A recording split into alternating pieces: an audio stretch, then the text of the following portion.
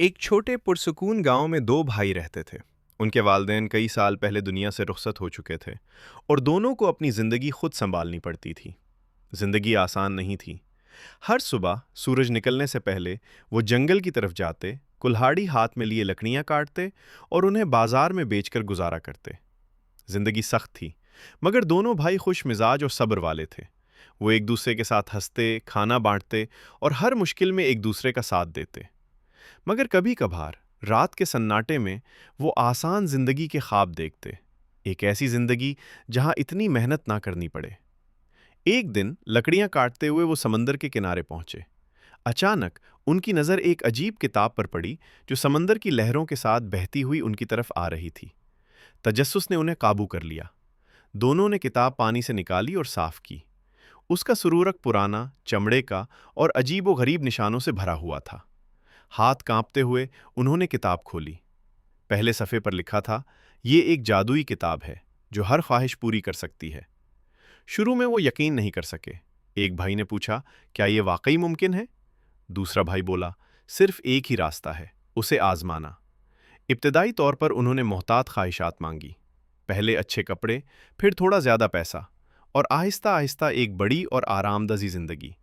جلد ہی محنت کی ضرورت ختم ہو گئی اور ہر چیز کتاب کی مدد سے حاصل ہونے لگی۔ مگر ہر خواہش کے ساتھ کچھ عجیب ہونے لگا۔ وہ اپنی عمر میں اضافہ محسوس کرنے لگے۔ ان کے چہرے پر جھریاں پڑنے لگیں، بال سفید ہو گئے اور جسم کمزور ہو گیا۔ ابتدا میں وہ نظر انداز کرتے رہے، مگر دن بدن ان کی جوانی ختم ہوتی گئی۔ سال گزرتے گئے۔ وہ بھائی جو کبھی مضبوط اور توانائی سے بھرپور تھے، اب بوڑھے اور ناتواں لگنے لگے۔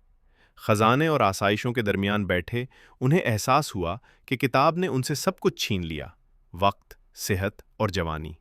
ایک بھائی نے سرگوشی کی، ہم نے بڑی غلطی کی، یہ سب دولت بیکار ہے اگر ہمارے پاس اپنی زندگی نہیں رہی۔ دوسرا بھائی آنکھوں میں آنسو لیے، ہمیں یہ درست کرنا ہوگا، کسی طرح۔ دل بھاری کر کے وہ دوبارہ سمندر کے کنارے گئے۔ انہوں نے جادوئی کتاب کو دونوں ہاتھوں سے پکڑا اور ایک آخری نظر کے ساتھ اسے سمندر میں پھینک دیا۔ کتاب پانی میں غائب ہو گئی اور کچھ لمحوں کے لیے سکوت چھا گیا۔ پھر اچانک ایک شاندار روشنی ان کے ارد گرد پھیل گئی۔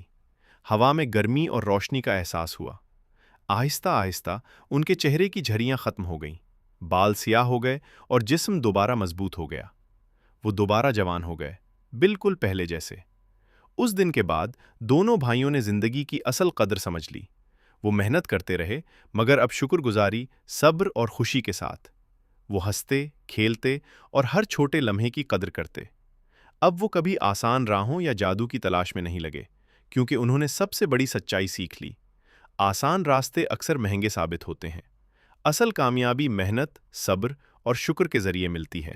اگر آپ کو یہ کہانی پسند آئی ہو تو ویڈیو کو لائک کریں اور چینل کو سبسکرائب کریں، اور کمنٹ میں ہمیں بتائیں کہ آپ کو یہ کہانی کیسی لگی۔ آپ کے ایک لائک اور سبسکرائب سے ہمیں اور مزید سبق آموز کہانیاں بنانے کا حوصلہ ملتا ہے۔ شکریہ۔